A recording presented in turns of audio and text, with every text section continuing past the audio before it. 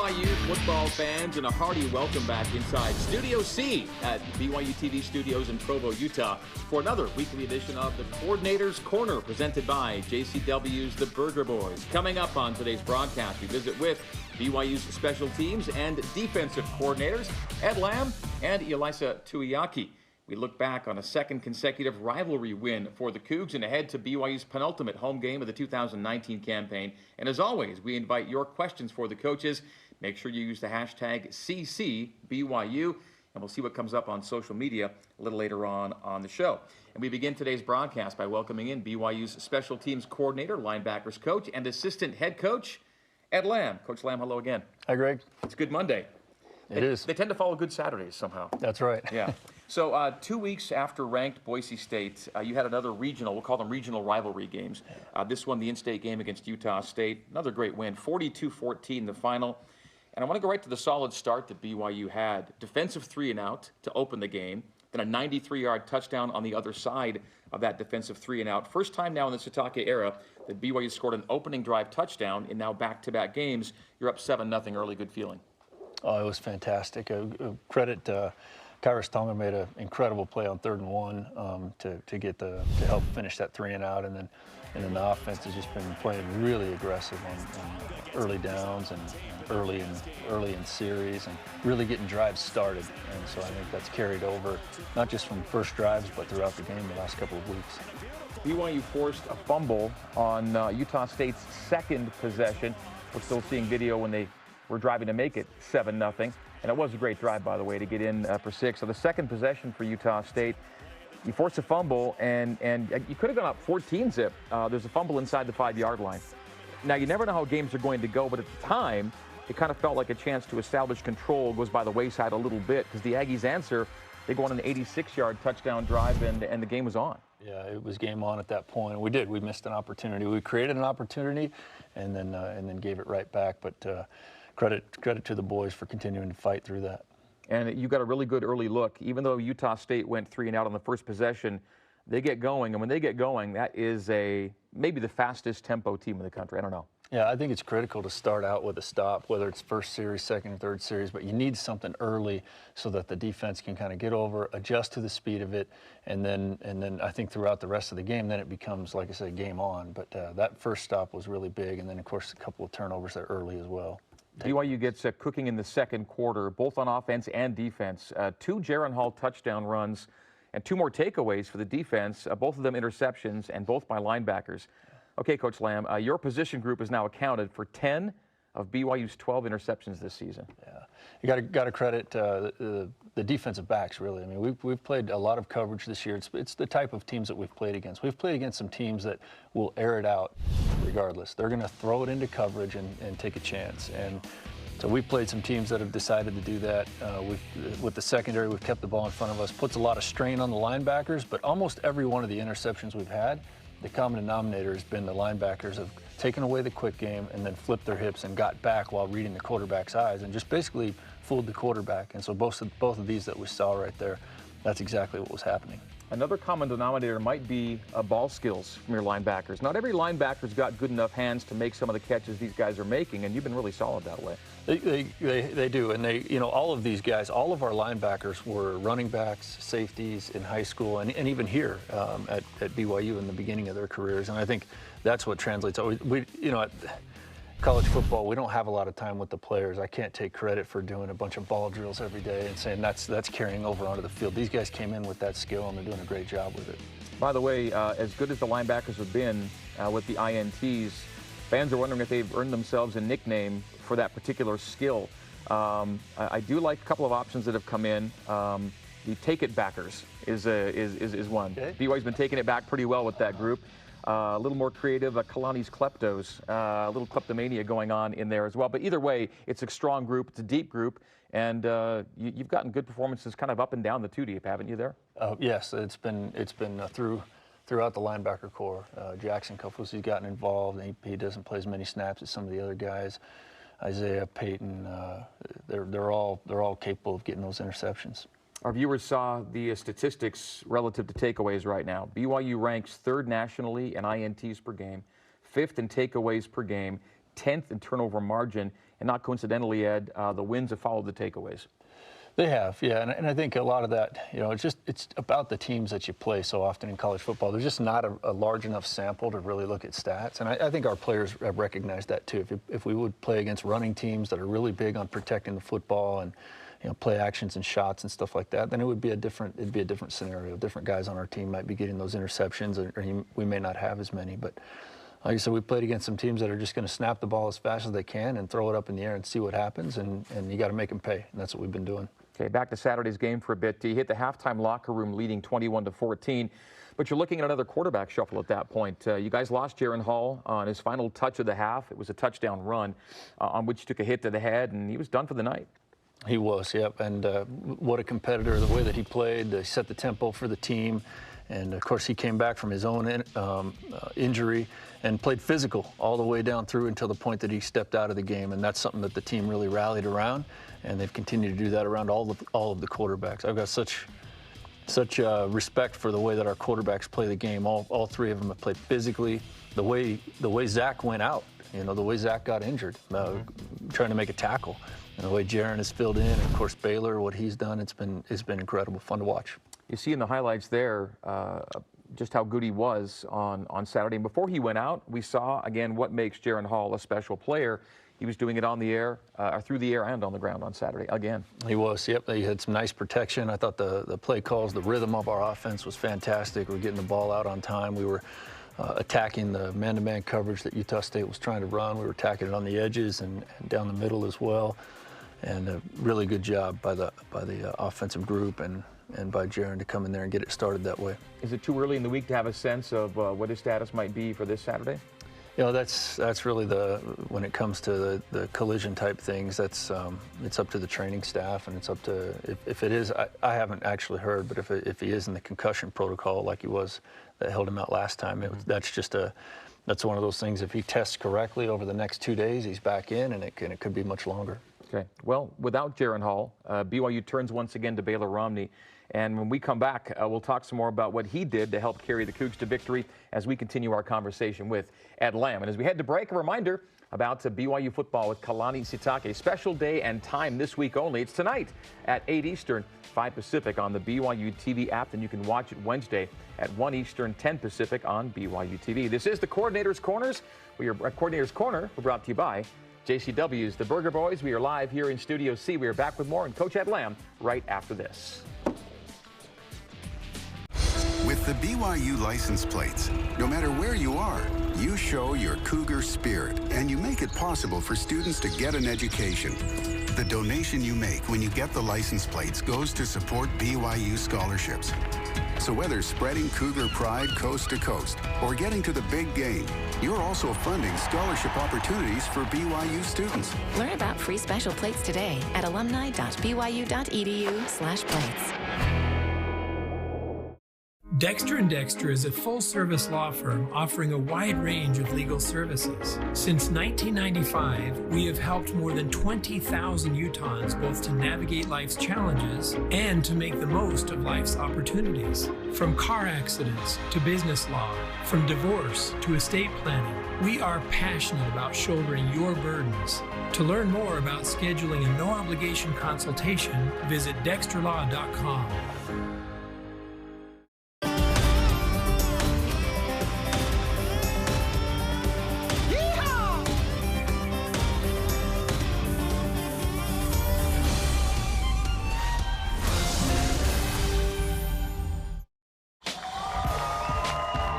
Football with Kalani Sitake. The coach recaps and answers your questions using the hashtag Sitake Show. Watch BYU Football with Kalani Sitake on BYU TV.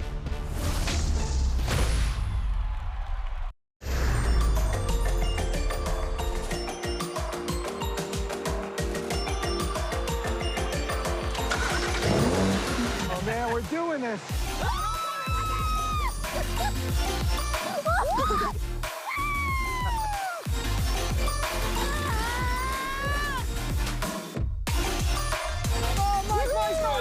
All right.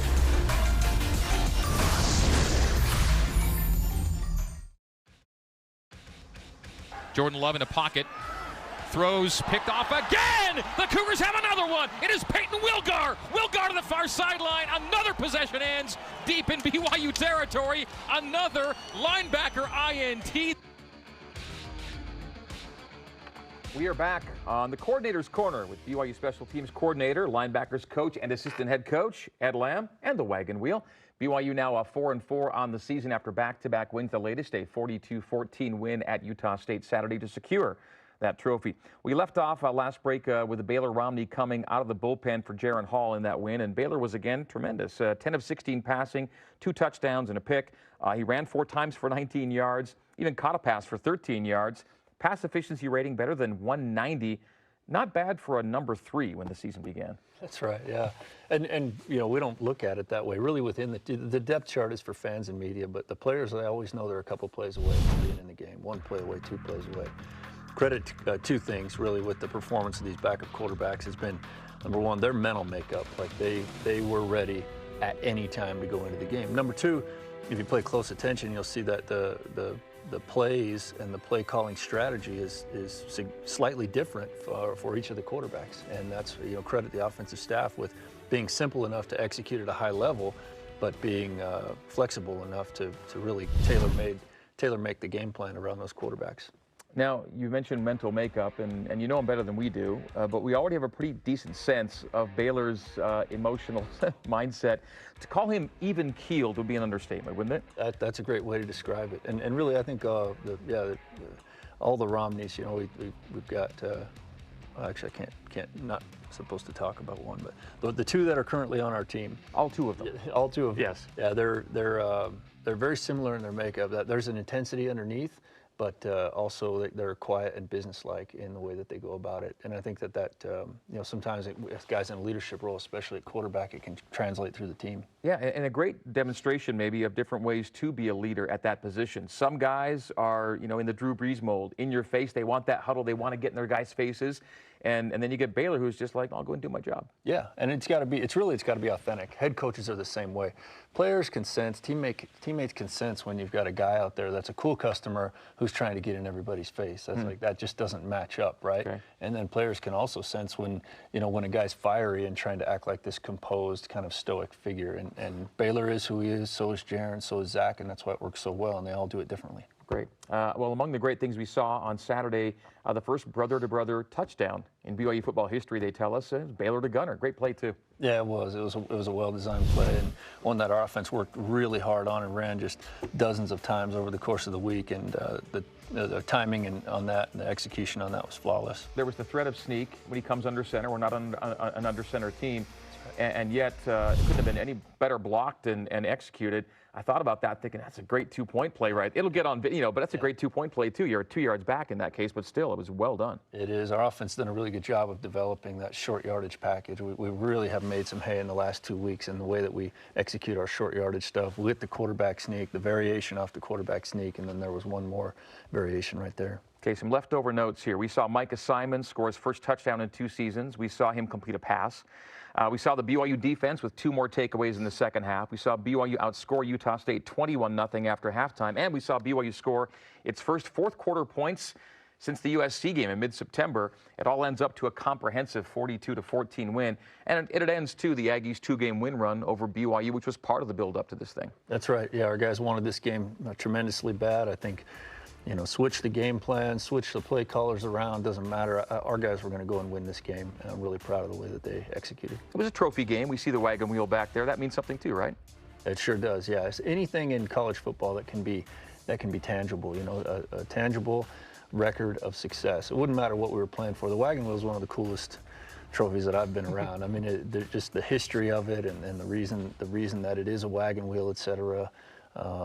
The shared history of the people of this state and all of that, but any type of trophy at all would just be worth playing for. It means a lot to the guys. It took a few people to get this in here, by the way. This is not something you just pick up in the crook of an arm and haul out. Yeah, we've got some pretty strong guys that we had to have 2 and 3 guys on it at all time just to get it around the field. And I noticed after a while they just started to roll it as it's supposed to be done. Right. Well, it's fun to see. It was pretty, they grabbed it, they hoisted it, they then brought it in, all of a sudden the entire team's gathered around it, and you got a phalanx of photographers taking it. It was a pretty cool deal Saturday night. Yeah, absolutely. Yeah, great moment for them to celebrate, and that's what we do on Saturday night, and then it's Sunday and Monday we're back to work on the next opponent. Back to work. What we did not see, by the way, on Saturday in Logan were any field goal attempts from either team. First game this season without a BYU field goal try at least. PAT perfect, by the way. 6 for 6 with that unit. We saw a couple of punt returns that Aleva Hifo had to have a double clutch at. One was recovered, one was lost, and the lost muffed then turned back into a BYU takeaway, so I guess it was kind of a wash there. How would you assess the overall special teams outing on Saturday at Utah State? I thought overall it was really solid. Great punt returners, sometimes muff punts, and it wasn't Aleva's best game. Their punter did do more of an end-over-end style of kick, and that's something that Danny Jones gives us more often in practice. And looking back on it, I wish I would have given Danny some more punts in practice for Aleva because it was a similar style of punt, the way that the ball flies. But he'll get better and he'll bounce back from that. Overall, the key to the game from a special team standpoint was coverage.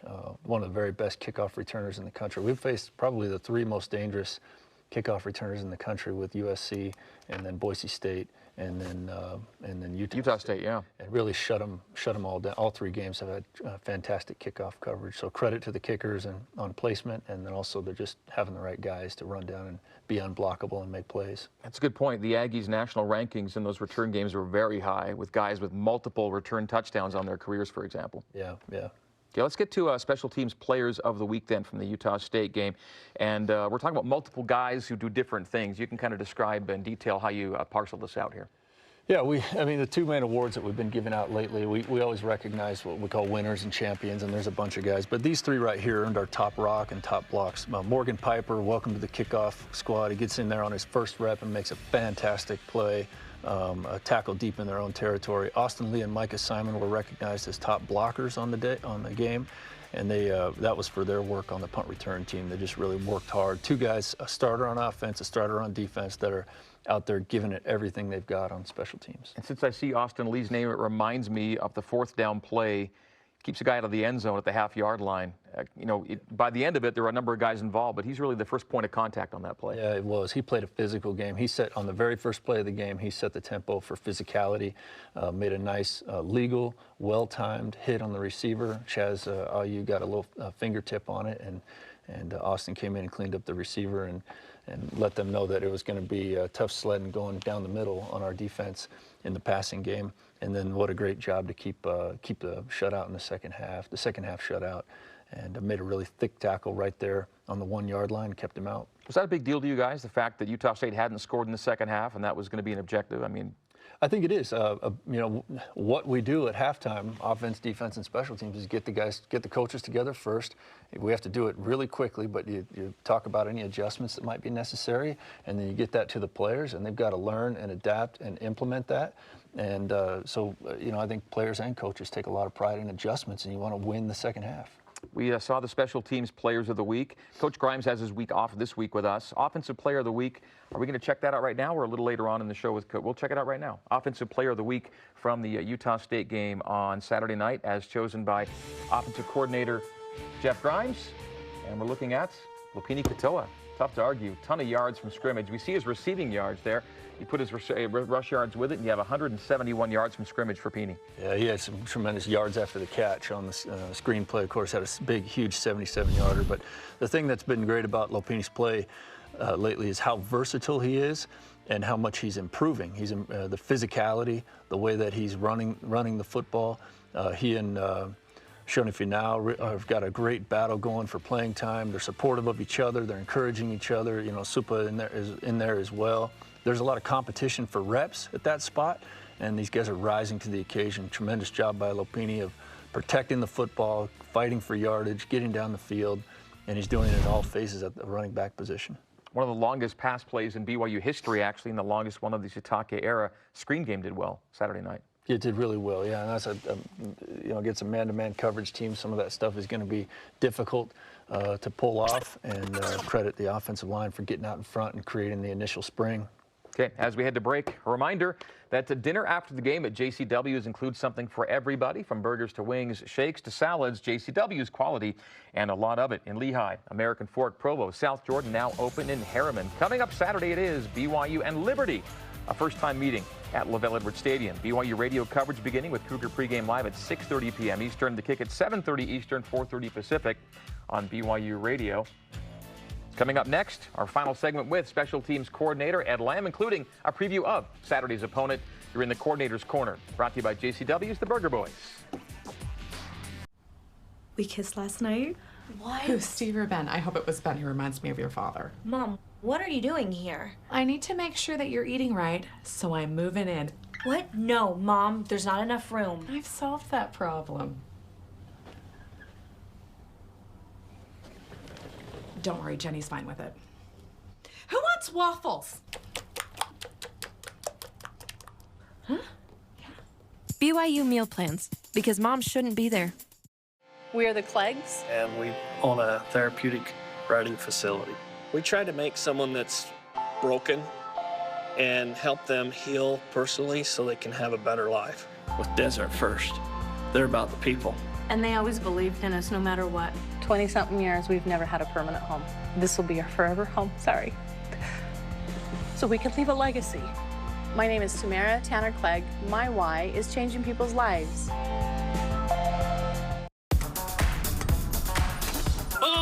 Oh, hey, it's me, Kirby. My mission?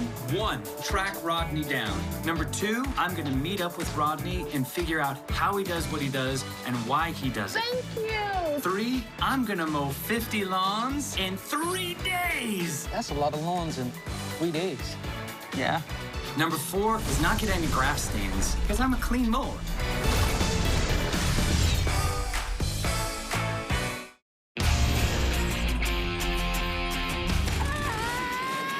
I just want to get out of here. Oh, Mama.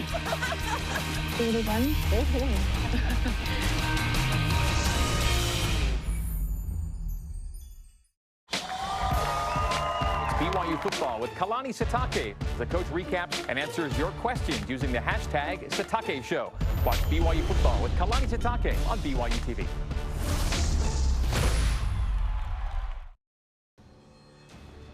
Well done. Lopini complete. Block to the outside. Lopini 35-40. Lopini's at midfield. Tracked out from behind. Runs through a tackle. Stiff arm. Down he goes to the 20, to the 15, 10, 5. Oh! He's inside the 5. Lopini Katoa. You are in the Coordinator's Corner, brought to you by JCW's The Burger Boys. BYU now 4-4 on the season, and now back home for back-to-back games against Liberty and Idaho State. First up, the Flames of Liberty, a fellow FBS independent. And Coach Ed Lamb, Liberty has played a manageable schedule, let's call it, but the offensive stats are eye-popping. They sure are. Yeah, we've been watching. Normally, the first thing we do is kind of start out as we watch an opponent. Defensively, anyway, we watch their offense, kind of what we call the big play reel, and just see what they're really capable of. And when they get out down the field and have their big plays, and these guys, their big play reel is about as impressive as it gets. Scoring a lot of points, and again, not the world's toughest schedule, but doing with it what they're supposed to do, rack up some wins. Yeah, and you know, that's one of the things a lot of people talk about every week, and with us or other teams. But really, you know, as coaches and players, we know that every team has good players, and so when you're able to put numbers out there and when you're able to make impressive plays, highlights, if you will, it's because you're good. You're a good opponent. Now, UMass is a porous defense, but Liberty racked up 63 and really should have scored 70. They had a backup quarterback fumble on the way going in right at the goal line. The backup was in because Buckshot Calvert's day was done relatively early. He was at 440 plus in the first half of that UMass game. He was 441 and I think 4 touchdowns in the first 30 minutes on Saturday. Incredible performance. He does a really good. He sees the game as well as any quarterback that we've faced. It's going to be a real challenge to slow him down. And by the way, Buckshot's not a nickname. That's his given middle name, by the way. So he's Stephen Buckshot Calvert, and Liberty refers to him as Buckshot all the time, like it's his first name. That's one of the better names we're going to find in college football, right? Yeah, I don't know if I'd want to be Buckshot as a quarterback. I mean, I think a sharpshooter, rifle, something like that. But he's precision oriented. He is red-haired. He could be the Red Rifle pretty easily. Others have it. His stats, by the way, on the year, 20 touchdowns to 3 picks. He's averaging around 300 passing yards per game, low 60s percentage-wise, a high pass efficiency rating. What's special about him? What do you see? Multiple things. He gets the ball out really quickly, so it's tough to get pressure on him. His RPO game is where he makes a lot of his, opens up the rest of the game. So he's got these run plays called, and he's just ripping in the RPOs. And then he's got some great receivers around him as well, some backs that can get yards after the catch. And really, we feel like there's 4 receivers that present real matchup problems. Antonio Gandy-Golden, one of those options, one of only 2 wide receivers right now with 1,000+ yards on the season already. So it's BYU and Liberty. It'll be a 5:30 kick on Saturday at Level Edwards Stadium. Time for a couple of social media questions right now. At Jeffrey C. Jackson on Twitter. And he asks, was your kickoff strategy against USU similar to that of the USC game, where you wanted to kick it off with an opportunity for returns because you trust your kick return coverage? I'd love to know your thoughts on that, says Jeffrey. Yeah, great. I get this question so often, and people sometimes think that you can just create a touchback by kicking it in the end zone. But 2 of Utah State's returns for touchdowns this year were returned from deep in the end zone. And so, yeah, the key is, yes, I trust our coverage guys. We want to put some hang time under the ball and go and play the game of football. If teams aren't going to fair catch it when you kick it out by the numbers or into the end zone, then you got to be ready to cover it. And I think our guys were. And even you saw their returner didn't have any intention of fair catching the one that he kind of bobbled out of bounds. That was kicked in the corner, and 99% of kickoff returners are going to fair catch that one. Yeah, so earlier in the game, fair catch was called going toward the boundary. It came out at the 25. On that one, it was a bobble at the is Skylar playing with fire on that, or is that exactly where it's supposed to go on that? Because you kick off out of bounds, you're giving away yards at that point. Yeah, that just got a little too wide, and it's what we're asking him to do is incredibly difficult, because against a good return team like Utah State and some of those we faced, if you're hanging the ball up out in the middle of the field, it's really difficult to go and cover that much, 53 1/3 yards of field space. Okay. By the way, did the official misplace one of the balls 1 yard shy of the 25, I think, on one of the fair catches? I think it started a drive at the 24, or we started a drive at the 24 on one of ours when it should have been the 25. Any fair catch should be either at the spot outside of the 25, as you know you're alluding to, or at the 25. I'm embarrassed that I didn't. I think we went 24 on one of those for some reason. It wasn't caught. From Joshua Havens on Twitter, the backspin kickoff, calls the one from. What you were talking about, the backspin? I think against Utah we had one that landed and just died. Right. Is it something that's been? Is it something he says that's been called since and wasn't executed correctly, or if the player's been able to catch it before it hits the ground? And will you call more of those in the future? I don't know if any kicker can actually accurately all the kicks have backspin. Yeah. Would be a better way to say it. Right. I think the chances of whether it does that or not, of course, it's the returner has to just let it land, and I don't think that we've had anyone do that recently. But there's definitely not a call that we have called backspin kickoff. Jake Oldroyd had a kickoff. Yes. So, and he had not been kicking off. Why was that a time to bring out? Jake opened up the game. Skylar had some things going on this week where he couldn't make all the practice sessions, some personal things he was dealing with. And Jake had taken all of the practice kicks leading up, and so it felt like that Jake had earned the right to start the game with that. And Skylar was supportive of Jake, as they always are of each other. And then we felt like Skylar was best for the team, and so Skylar came right back in and did his job and did it extremely well. Jake's was designed short. Was that enough? Was that the vicinity you wanted it going, or no? It was just designed to have hang time and be like all of the kicks that Skylar made. That's what we wanted out of Jake, and he just got a little too underneath it and actually got the ball out. It went to one of their guys that doesn't return it very often, right, which is what you hope when you hang one short on accident. But got the ball out, but the returner got it right back. Okay, last thing for you today, from 2 and 4, and all those quarterback questions at the time. Zach had already gone out. Jaron was now out. What do you do with the number 3? And then now you're 4 and 4, and you're heading home for a couple games. Things can change in a hurry in this game, and all you worry about is the next game, of course. But man, it's once you've taken 8 games and you can kind of take stock, where do you think this team is now? What can they be the rest of the way? Well, I think that what we need to be anyway is battle hardened. I think we need to own the whole part of that record. And this streak of 2-0 feels great if we're only thinking about 2 weeks, but we've suffered some hard losses, some hard lessons, and that needs to remain part of our collective memory and part of our motivation as a team. And so I'm really hoping that we can continue emphasize that as coaches, and the players can continue to keep that in their collective memory and realize that every Saturday is a different Saturday and every opponent is worthy of our full effort. Complacency kills, but the good vibes right now are hard-earned, right? There should be some ability to enjoy it and feel like this is a positive thing to build off of. They are. I mean, confidence and respecting the opponent are not mutually exclusive. I think our guys should be confident right now in the direction that we're going, confident in the way that we've been preparing and the product we've been putting on the field, but absolutely respect every opponent and be ready to fight for everything that matters each Saturday in the football game. Well, Ed, always enjoy our conversations. We'll give you next week off and see you back here in a couple of weeks. Thanks, Greg. All right, have a good week ahead. All right, that is Coach Ed Lamb. BYU TV leads you into kickoff of BYU and Liberty this Saturday from Wrubell Stadium. Watch Countdown to Kickoff Saturday, 6:30 p.m. Eastern, 3:30 Pacific.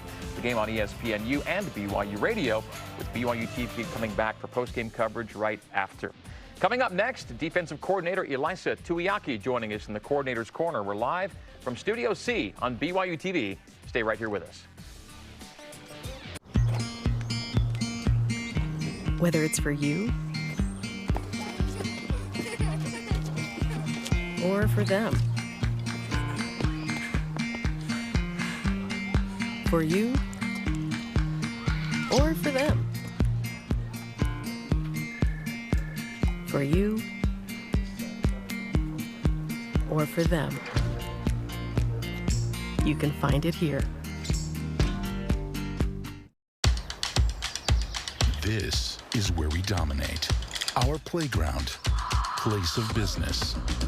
This is our promised land, where we seek to find ourselves. And we're here to make sure the spaces our best prove themselves on appear how they should.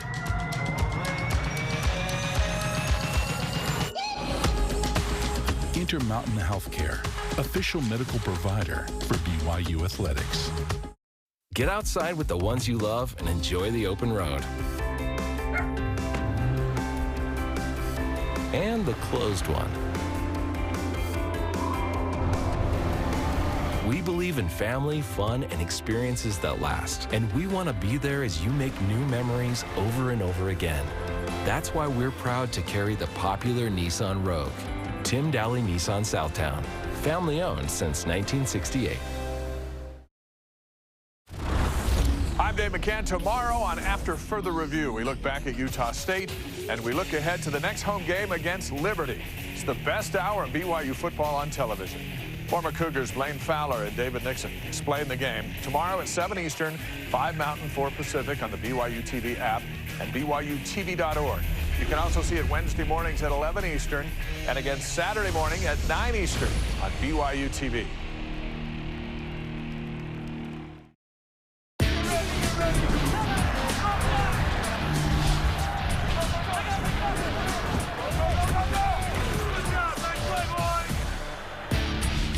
You are in the Coordinator's Corner, brought to you by JCW's The Burger Boys. We begin our second half hour of the show. Welcoming in defensive coordinator Ilaisa Tuiaki. Coach E, good to see you. Thanks, good to be back. Last time we had you in studio, 3 weeks ago, it was a long time ago, and BYU was coming off a loss at South Florida, getting ready to face a ranked Boise State team. Can you remind us a little bit about your thoughts at that point in the season and what you and Kalani felt was needed to get your team into a better place? Well, we just needed something to spark it up. We thought, you know, as far as just the aggression, the way that the message that we wanted for the players, as far as just getting after it, was very, very important for us to deliver the message of staying aggressive and not hanging up for the season. You know, Boise was coming in; they were going to be a tough team, but Kalani was really involved on the defensive side, and we welcome that with all the expertise that he brought, different schemes and all that stuff. And I thought that it's been good for the defense. It's been a good change for us. Tactically, did you become a much different defense from then till now? Maybe a couple of wrinkles here and there, you know, for us. But I think the message, as well as just having Kalani a little bit more involved, was good for the boys, was good for us as coaches, and just kind of keep us on our toes, as well as, you know, just the change. And so there were some things tactically that we did a little bit differently against Boise. But overall, I think the whole thing was good. It was just really good to have him in the room, talking about things and you know, trying some new things too. How do you describe your relationship with Kalani as co-defensive minds, if you will? You know, I don't really see us as co's. I'm trying to do what you know what the job is, which I think is to make the head coach happy and to do what he wants. I want the defense to have the personality that the head coach wants, especially since he's a defensive guy. And so I think that's the job, and our relationship's perfect. Our relationship's awesome. Love him, support him, and want to do everything that we can to make him successful as a head coach, but also make our team win and, you know, give the fans what they want, as well as just our boys those wins. Now, since those tough back-to-back losses to USF and Toledo, BYU's ripped off back-to-back wins, and both were in these regional rivalry games, Boise State, Utah State, 2 big games for the program, right? Yeah, absolutely, absolutely. You know, we hadn't beat Boise since we've been here, and Utah State got us the last couple of years, and so it was huge for us to get things back to where we feel like they need to be, where we're a lot more competitive and getting after these teams and bringing these wins back that we needed. Saturday night in Logan, you had Jordan Love, Gerald Bright, and Utah State to defend. Kalani said in his postgame that he wanted the defense to have a really clear picture of every part of BYU's game plan.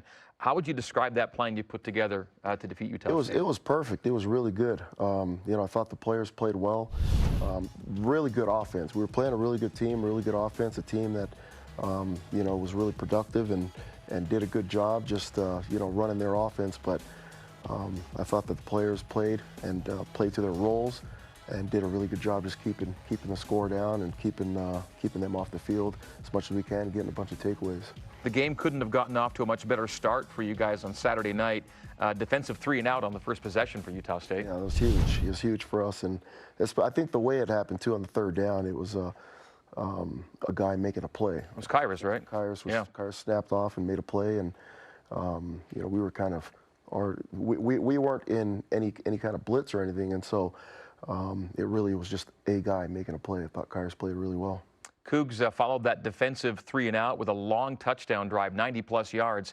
And last couple of games in particular, the offense is stringing together now those long scoring drives. More rest for your guys. And considering Utah State's tempo especially, the longer the offense can have the ball, the better for you. Yeah, it's been great. These last 2 weeks, the way that we played team football, the way that the offense has been scoring, the way that they've been staying aggressive, the way that they've been moving the ball and just staying on the field has been huge for us, and the defense feeds off of it, you know, and I think the defense has been playing well because of the offense. Can you give us some more insight right now on how it was to call a game where the Aggies snapped 82 plays in just 24 minutes of possession? That's a crazy fast number. It is. It's unbelievable, the amount of snaps that we ended up playing, but you know, I think when you're talking about football theory, it could be a positive, but it's also, you know, could end up hurting you. I think that many plays in that short of time, their defense is also tired, and you kind of flip it and look on the other side of the ball. Football theory, you know, if theoretically the more plays you run, the more points you score, if that's correct, then I think that that's the right thing to do. But you know, them only putting up 14 points with that many plays is probably not the best thing for their defense. And so, you know, on our side of it, I love what our team is doing. All, you know, as far as playing team football, offense is doing well, and I think the kids are all playing with belief right now, which is great. How did you prep for that tempo during the week? It's difficult. It's difficult to prep for anything. I mean, they go faster than anybody that we've seen in a very long time. Arizona's probably the closest thing to them, but it's really just schematically making sure that we don't have guys running around trying to find out what the call is. And I thought Kalani did a really good job with some of the suggestions he brought as far as just us doing certain things and getting the kids, just basically getting your cleats in the ground and playing ball and knowing what the call is. And I thought that the kids played well. Okay, here were Utah State's first 6 possessions on Saturday night: punt, fumble, TD, INT, punt, INT. That's 3 takeaways in the first half. Still just a 1-score game at halftime. Did you feel like you were kind of in control, or like kind of living on the edge, as explosive as the Aggies can be still? You know, the first half is always tough because, you know, teams always come out and make their adjustments, and you got to make sure that you're ready to make the adjustments as well. But you know, it was thought that it was a good start. And all those takeaways as well. It wasn't just the takeaways. The fact that our offense was turning around and moving the ball a little bit and then capitalizing on some of those takeaways, I thought was huge for us. And I think if we're taking it away but then giving it back, and the score's not moving much, then you kind of come away at halftime feeling like, you know, things aren't good. But we came into halftime feeling pretty confident, feeling pretty good about the way the game was going, and felt good about the adjustments on both sides of the ball. Now, you hit the halftime locker room up 21-14. Speaking of adjustments, you had to make a quarterback change on the other side of the ball. Jaron Hall gets knocked out again, knocked out of the game at least, I mean. And how much confidence does this team already have in Baylor Romney as a team now? Yeah, a ton of confidence in the ability, in the quarterback room, really. I think that we as a team all believe, we all know that those guys can come in and win us games. And Baylor, in back-to-back games, has come in and saved us and done a really good job. So kudos to him. We love Baylor. Defensive players love Baylor Romney. He's a pretty cool customer. He just goes about his business, right? I know you're busy getting your defense ready while Romney's doing his thing on the offense, but he's decisive, throws a good ball, and as we've seen, he makes plays at a really high rate. And it is kind of fun to talk about the personality of Baylor, too, because he does all that while just kind of being chilled out. Yeah, he's a very, very poised player. And we see that when we go in our crossover periods in practice. He does a really good job and executes. And, you know, like I said, I think that in the quarterback room, we have a lot of good players and a really good coach. Okay, break time. Coming up, how BYU pitched a second-half shutout up in Logan, and we identify Coach Tuiaki's Defensive Player of the Week from the Utah State game. This is the Coordinator's Corner on BYU TV, brought to you by JCW's The Burger Boy. Stay with us. Welcome to a partnership where customer experience comes first. It's our focus. It's your expectation. We provide support to those that go the extra mile for all of us. Supplying products, training, and service for generations. Learn more at bradyindustries.com.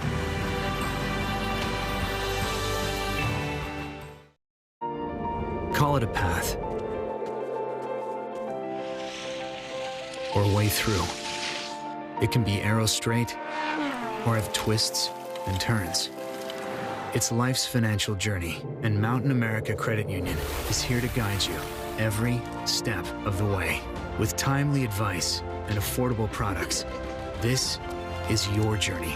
Let's begin together. We're Mountain America, guiding you forward.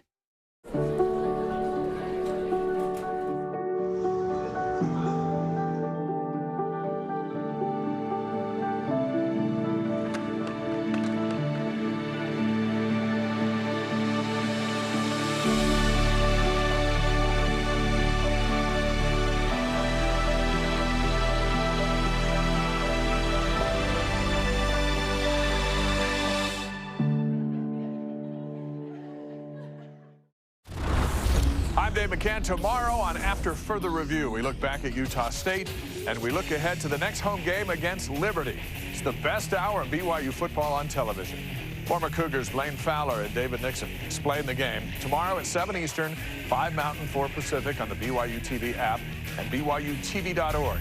You can also see it Wednesday mornings at 11 Eastern and again Saturday morning at 9 Eastern on BYU TV. Coordinator's Corner is brought to you in part by JCW's The Burger Boys, Bailey's Moving and Storage, more than just a move, Siegfried and Jensen, serving Utah families for over 25 years. Back on the Coordinator's Corner, we visit with BYU's defensive coordinator, Elisa Tuiaki. BYU a 42-14 winner at Utah State on the weekend. Coach, I saw you in pregame kind of renewing acquaintances with some Aggies there at field level. Logan was part of your coaching history, wasn't it? It was. I was there for 3 years. I had a good time, loved it there. Built a lot of relationships with just players and coaches. You know, I was there with Gary, and I had a good time when I was there. You've seen the rivalry from both sides. How has it maybe evolved over your time as a coach? You know, when we first got there, I think it had been in, decade plus, almost 2 decades since Utah State won. And we won the second year that I was there, and it was the first time in a very, very long time. And then ever since then, I think it's been a little bit more competitive of a rivalry. I know the first year we were there, people asked Gary what it meant in the rivalry, and he said it's not a rivalry yet, just because we haven't won and we need to bring it back. And I think now it is. It's a good, healthy rivalry. It means a lot to the in-state kids. Going back and forth between the coaches, too, it's been good. Now Utah game's always going to be kind of on a different level, but you can tell that the BYU guys embrace this Utah State game as a rivalry. Yeah, absolutely. It means something. It means something to the players for sure. Okay, back to the game Saturday. BYU led 21-14 at halftime. Second half score, 21-0 Cougs.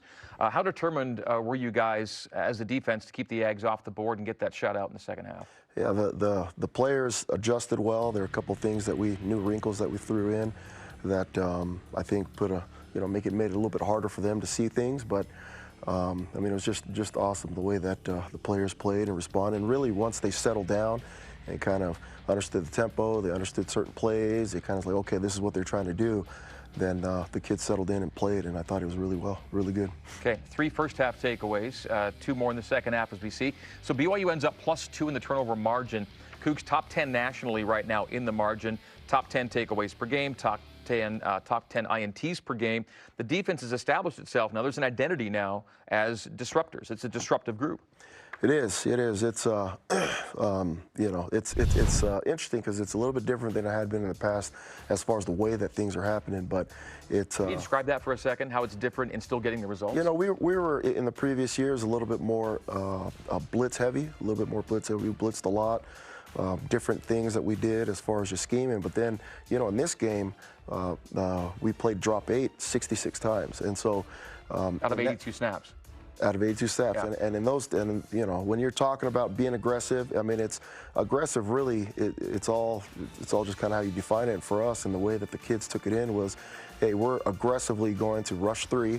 We're aggressively going to drop people in, and I mean, you don't get very many sacks against this quarterback, and we knew that going in, and thought that we'd be, you know, ramming our head into the wall, trying to blitz tons of people and just have the quarterback get rid of it. And so we said, we're going to force him aggressively to try to make good throws. And we had a bunch of takeaways. We did have a couple sacks. We had the sack strip that got called back that I thought, you know, it would have been awesome if it ended up staying. But it was just really rushing 4 was really aggressive on our end, not blitzing him a bunch of times. And you know, I thought that the kids just responded to it well. You know, they didn't feel like we were in a non-aggressive defense. It was one of the best things that we could have done against this team, against this quarterback. And, you know, moving forward, it ends up changing. We end up doing something different. It just depends on the scheme that we're facing. So you're dropping, but getting picks out of sitting backers. 12 INTs on the year now for the team. 10 of them, as we've talked about, come from the linebacker core. That's a lot of INTs for a linebacker group. Peyton Wilgar snags his 3rd of the season on Saturday. No FBS linebacker in the country has more INTs than Peyton's 3 right now. Yeah, it's, you know, the stuff that we're doing, which is basically telling the quarterback, you're not going to throw it deep on us. You have to try to get underneath. And with the long backers that we have and just how they're schooled up and coached well by Coach Lamb, been really good. I mean, they steal balls and they bait quarterbacks, and I think it's really difficult to complete some of those underneath routes, especially with all the small windows that we give them. And you know, it was very similar to the game plan that we did against USC, which is, hey, this game, you 3 D linemen are going to have to rush for 6 seconds, and this quarterback is going to feel uncomfortable. He's going to flush out of the pocket. He's going to throw some bad balls, and we're going to come away with some on this one. I got to ask you about this one. It just hit my mind right now. Sometimes you see, you know, heavy, hard-hitting sacks from rush ends. Not often you get the just smack-em sacks that you get from like a no. Atunai Mahe had one of the best sacks of the season on the weekend. Yeah, that was the good. We were actually in a 4-down front there, and so this is one of our blitzes per se. We just ran a twist game, and Nysa popped free on the side that he was twisting on, and had a really good sack on the quarterback in that one.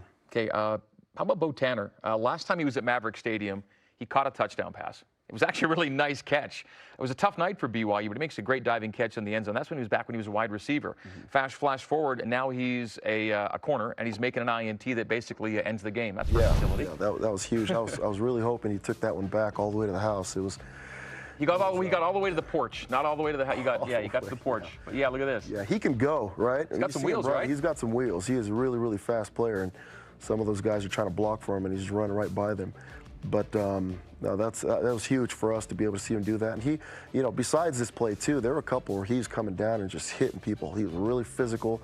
and thought that he played well. Great to see him end his, end his career this way, basically, because Yeah. he's done he's been in and out and switched sides, and now he's having a strong finish, right? Yeah. I think he's found his place and comfortable with where he's at and his growth. And Coach Hadley's done a really good job with him, as well as Coach Guilford, just going back and forth. And so I think he's found his home.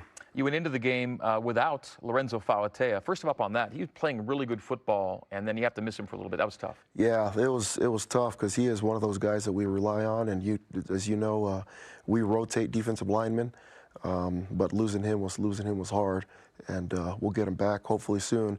But some of those other guys stepped up, like you saw, nice up. I thought he had a good game.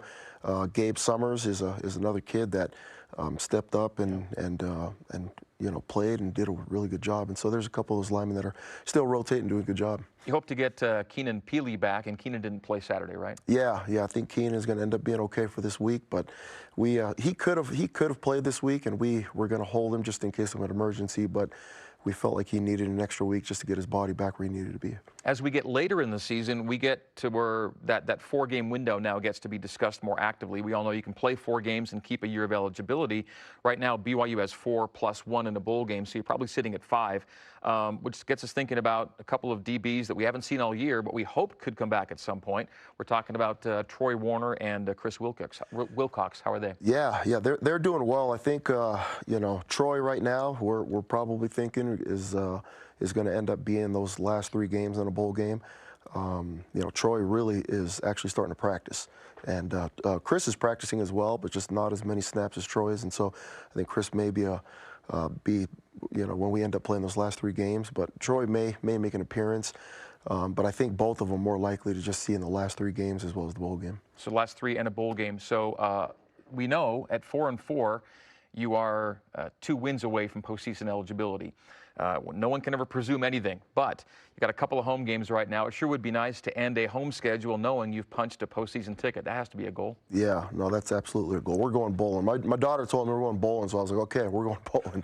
And so it's absolutely what the goal is right now. I mean, it's really, we've got to string all these wins back to back to back to back, and the goal, the bowl is going to be great when we get there. But the goal for us is just finish the season the right way and beat the rest of the teams on our schedule. Okay, before we put the Utah State game to bed, let's introduce folks to your Defensive Player of the Week from up there in Logan. Who'd you pick? Went with Peyton Wilgar and Kavika Fonua. Thought both of them played really well. They're the ones that came away with those picks. Playing at a very, very high level. I mean, these two are big-time players for us and are leaders, and just do a really good job at the backer level. But thought that this was a week for them. Did Peyton come to you as a scholarship or non-scholarship player? Peyton was a walk-on. And earned a scholarship and has played really good football. Really, ever since he came, even when he first came, we thought instead of going out and finding another backer and putting another backer on scholarship, we're just going to put this guy on, and really, really happy about that. He's a really good player. That's awesome. So your defensive players of the week there are a former walk-on and a former running back. Yeah, basically. That's right. Not bad. Yeah. You can find those on your team. All right, time again to take a short break. And as we do, this reminder that for your day-to-day Cougar Sports play-by-play, tune in weekdays to BYU Sports Nation, noon Eastern time. Coming up in our final segment of this week's show, Coach Tuiaki giving his thoughts on this weekend's home game with Liberty. You're in the Coordinator's Corner, brought to you as always by JCW's The Burger Boys. We're in Studio C here at BYU TV. Back with more after this. Are you looking for a better way to deliver results this year? Expanding your product line or building new locations? How about your online presence? Does it need a boost? Maybe you just want to put a little more distance between you and the competition. Tap into the powerful engine of BYU Athletics and let us put together a plan unique to your business. We can provide you with the tools designed to enhance your brand on a local, regional, or national level. We invite your team to join ours. For details, email sponsorship@byu.edu today.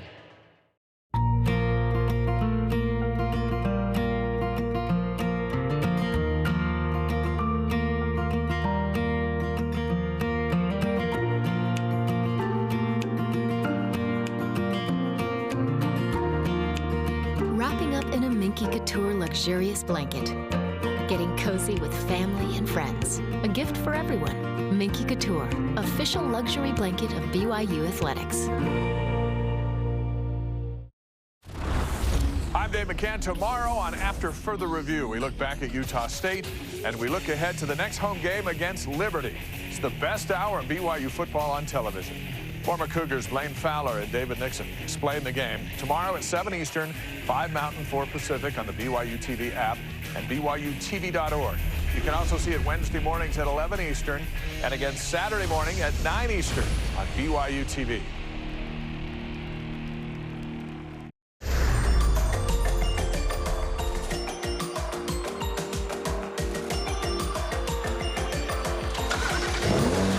Oh man, we're doing this.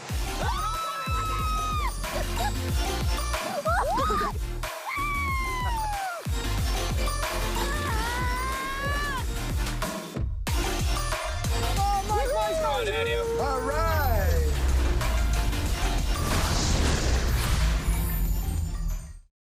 Left, trips to the right. Fly sweep does nothing. Handoff middle, and Bright's go. Oh, the ball is loose. The Cougars have it. It's a fumble forced, and I do believe Devin Kafusi scooped it up. It's Cougar football. The middle handoff sees Nwigwe collapse on Bright. Devin Kafusi pouncing on it. Cougar football. All right, final segment of the Coordinator's Corner now from Studio C. Coming up Saturday at LaVell Edwards Stadium, 4-4 BYU home to 6-2 Liberty. Flames are racking up the wins and the stats, but against a relatively light schedule. That said, some of the numbers this team is putting up, Coach Tuiaki, very impressive. I think they're a good offense. I think they do a really good job. They've got a receiver that's already over 1,000 yards. They've got a quarterback that's capable, do a really good job running the ball. I think they have 2 good running backs and you know, O-linemen that are pretty good players. And so, you know, not knowing anything before them and then before that, and then just watching them over this week on Sunday and today, I think that they're a pretty good offense. A good offense that has a really high red zone touchdown percentage as well, near 70% there. You do that, you'll be one of the best teams in the country. That's where BYU was last year on offense, at around 69% their red zone touchdown rate. You mentioned the quarterback and the wideout. Buckshot Calvert is the quarterback. Antonio Gandy Golden. I guess you could say they're as good as their names right now. Those are 2 fun names and 2 really good players. Yeah, but yeah, the film's good. Film's really good right now, and so, you know, we'll come together and we'll game plan and try to put something together to make sure that we can hold these guys down. But I think that there's definitely a lot of capability on their side of just firepower, and they can score some points. Okay, from social media, at Don Nimmer asking, and you alluded to it a little bit earlier, but his question is, why doesn't BYU have in its package in its defense more blitz packages? Yeah, like I said, I think there's a difference between football scheme and football theory, you know, and I mean, all those schemes exist, you know, in order to answering the question. They're all there, they're all in the playbook, but it's just when you're trying to win a game, it really, what does the other team do? It's what are you going to do to slow them down? And there's times where, hey, let's heat these guys up and let's keep the pressure. And there's times where it's just like, we're not going to get there. Or then there may be some times where you're trying to, you know, help out the secondary a little bit, or maybe some times you're like, hey, the D-line needs a little bit of help. And so I think there's more involved in just scheme. There's personnel. There's what they do on the offensive side. There's, you know, what are you guys doing as far as just, you know, trying to keep points off the board. Okay, E, appreciate this. We'll see you next week. All right, Thanks a lot. That'll do it for another edition of the Coordinator's Corner. Next week, Coach Tuiaki and Coach Grimes. For Coaches Tuiaki and Lamb, I'm Greg Wrubell. We'll see you next Monday right here in the Coordinator's Corner on BYU TV. So long. Go Cougs. I'm Dave McCann. Tomorrow on After Further Review, we look back at Utah State and we look ahead to the next home game against Liberty. It's the best hour in BYU football on television. Former Cougars Blaine Fowler and David Nixon explain the game. Tomorrow at 7 Eastern, 5 Mountain, 4 Pacific on the BYU TV app and BYUtv.org. You can also see it Wednesday mornings at 11 Eastern and again Saturday morning at 9 Eastern on BYU TV.